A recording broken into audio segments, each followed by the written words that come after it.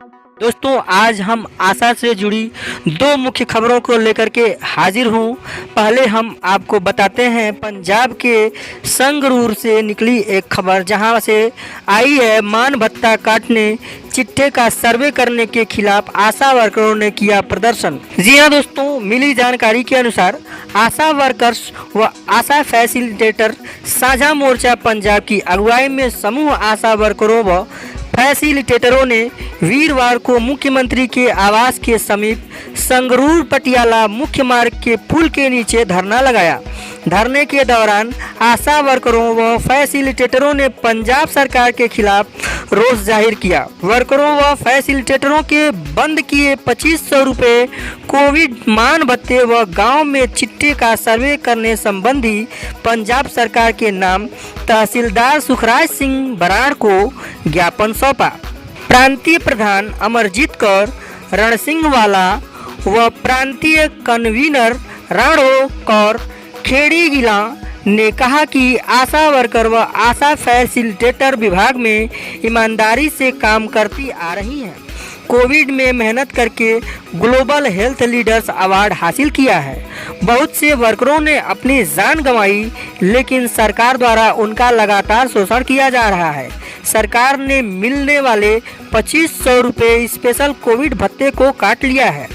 अब विभाग ने गांव में चिट्टे का सेवन करने वाले नौजवानों की लिस्टें तैयार करने का आदेश दिया है, जो संभव नहीं है क्योंकि नशा करने वाले लोग नाम जाहिर होने का भंडा वर्करों पर फोड़ेंगे। वर्कर व उनके परिवार किसी अप्रिय घटना के शिकार हो सकते हैं, इसलिए संगठन को बैठक का समय देकर मांगों का हल किया जाए। उन्होंने कहा कि काटा गया 2500 रुपये स्पेशल कोविड भत्ता बहाल किया जाए। जच्चा बच्चा मौत दर घटाने, लिंग अनुपात में समय पर रजिस्ट्रेशन करवाकर सुधार करने, माँ प्रोग्राम, ममता दिवस, किशोरियों से बैठक, पेंडू सफाई कमेटी से बैठक, बीमारी में लोगों की स्क्रीनिंग करवाना, टीकाकरण, शुगर, टीबी, मलेरिया, कैंसर का सही प्रबंधन करने पर सरकार द्वारा ऑनरेरियम फंड से लागू किए 2500 रुपये प्रति महीना भत्ता लागू करते हुए जारी की कुछ गलत हिदायतें तुरंत वापस ली जाएं। गांव में नशा करने वाले नौजवानों का सर्वे टास्क फोर्स की मदद से करवाया जाए।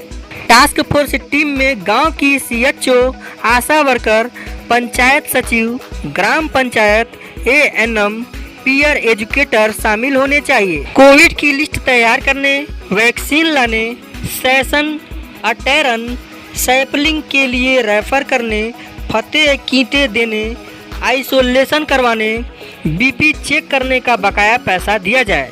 इंसेंटिव वैक्सीन लाने का प्रति आशा 90 रुपये, सेशन लगाने का 200 रुपये प्रति टीम, दूसरी डोज 10 रुपये प्रति सेशन, 20 सदस्यों का टारगेट का बनता इंसेंटिव पारदर्शी तरीके से दिया जाए। इसके साथ महामारी सीजन में अपनी तरफ से खर्च किए 5000 रुपये सहित बाकी खर्चे तुरंत अदा किए जाएं। वहीं पर उत्तर प्रदेश के बदायूं जिले से एक खबर निकल करके आ रही है। मुख्यमंत्री तक पहुंची आशा कार्यकर्ताओं के धरने की गूंज। जी हां दोस्तों, मिली जानकारी के अनुसार जागरण संवाददाता बदायूं शहर के मालवीय आवास पर आशा जननी सुरक्षा फाउंडेशन का धरना गुरुवार को 18वें दिन भी जारी रहा। फाउंडेशन की जिलाध्यक्ष जौली वैश्य की अध्यक्षता चल रहे धरने को भारतीय जनता मजदूर ट्रेड यूनियन के जिलाध्यक्ष नीरज कुमार शर्मा ने समर्थन दिया। मुनीषा देवी और निर्दोष राठौर धरने पर बैठी। मुख्य अतिथि नीरज कुमार शर्मा ने कहा कि मैंने फाउंडेशन की 9 सूत्री मांग पत्र सहित पूरे प्रकरण को प्रांत स्तर एवं राष्ट्र स्तर तक पहुंचा दिया है। उन्होंने बताया, प्रदेश अध्यक्ष ठाकुर वीरपाल सिंह चौहान ने मुझे मोबाइल के माध्यम से बताया 9 सूत्री मांग पत्र को मुख्यमंत्री तक पहुंचा है। कार्यकर्ताओं को मुख्यमंत्री के स्तर से न्याय जरूर मिलेगा।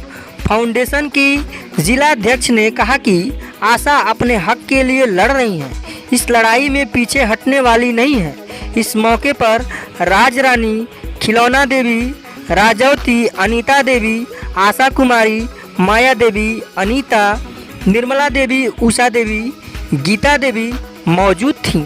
तो दोस्तों, मैं चाहूँगा कि इस वीडियो को देखने वाले सभी आशा व आशा परिवार से जुड़े सभी लोग इसे अधिक से अधिक शेयर करें।